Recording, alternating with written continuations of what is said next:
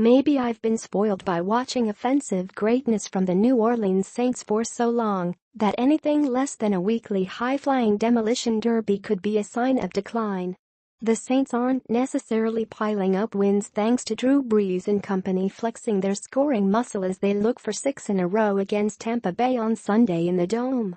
Is this offense slightly off, or am I simply not used to the team winning games thanks to a more complementary effort? Saints Kenny Vaccaro key to defensive turnaround past 5 games. Saints Kenny Vaccaro key to defensive turnaround past 5 games. 1st and 10, Carl Nick sounds off, key stats and lineups plus a Bucs-Saints prediction. The Saints are second in the league in total offense with 390.4 yards per game, so that's nothing new and seemingly normal. Only New England tops the Saints in the category. The Saints are third in yards per play at 6.1. Again, something you would expect annually.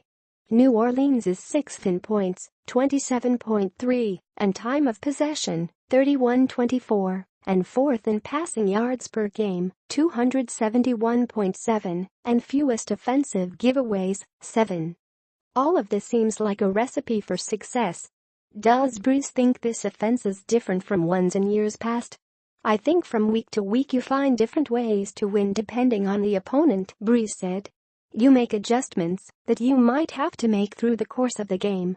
I'd say we're running the ball as efficiently as we have in a while. I'd say on a consistent basis. Some other elements of our game have improved, but I think there are a lot of things that we can improve upon.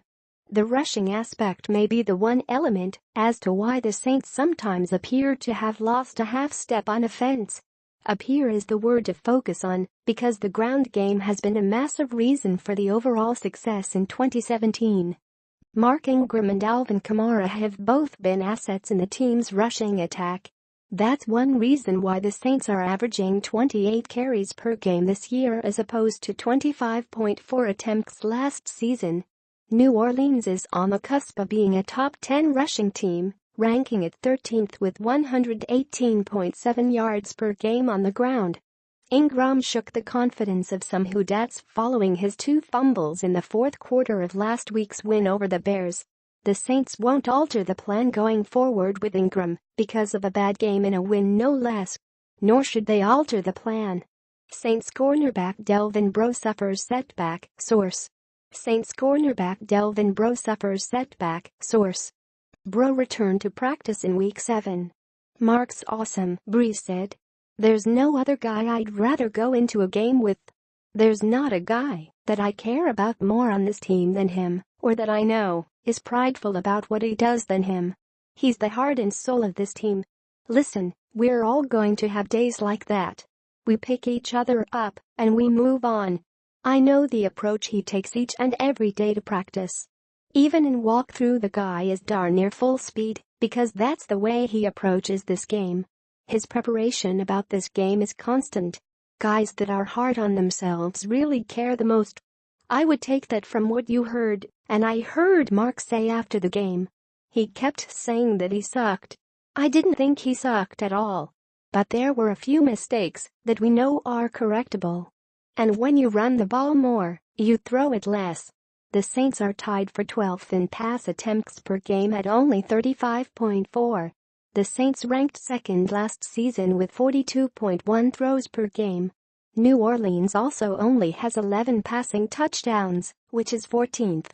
Still, Brees gives the Saints the top spot in overall completion percentage at 70.6.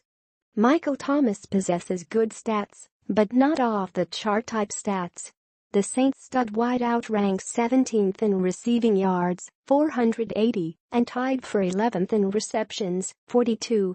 But he's tied for 68th in yards per catch at 11.4. Is Brees taking fewer risks this year?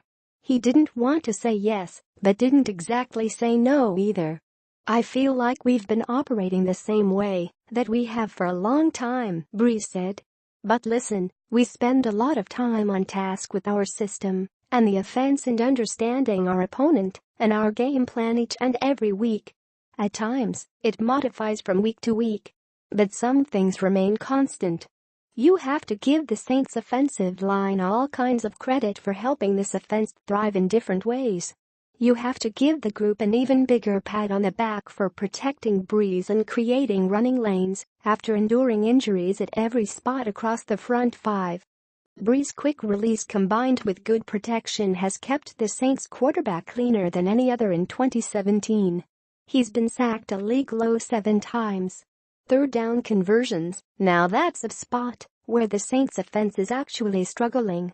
Saints defense introducing new wrinkles as season progresses. Saints defense introducing new wrinkles as season progresses. Saints were focused on limiting Chicago's rushing offense. The Saints are 17th in third down percentage at 38.1. Last week's game magnified the problem with the team only making 2 first downs and 9 shots. Brees downplayed the struggles, but he knows it's an issue. It's not a huge concern, because when you turn on the tape, we can identify the areas we need to improve, Brees said. We're working through that. He added, hitting open receivers when they're open would help the percentages. We probably had a chance for a touchdown or 2 on Sunday if we had a split second longer on what we were doing. It's just minor things. Are the Saints still one of the best offenses in the NFL? Yes. No question. I think I need to adjust my eyes to what I'm watching on Sundays. The unit is playing well, it's just not entirely in the style I'm used to watching from the Saints. And quite honestly, this look should suit the Saints just fine. A more balanced game plan brings less predictability.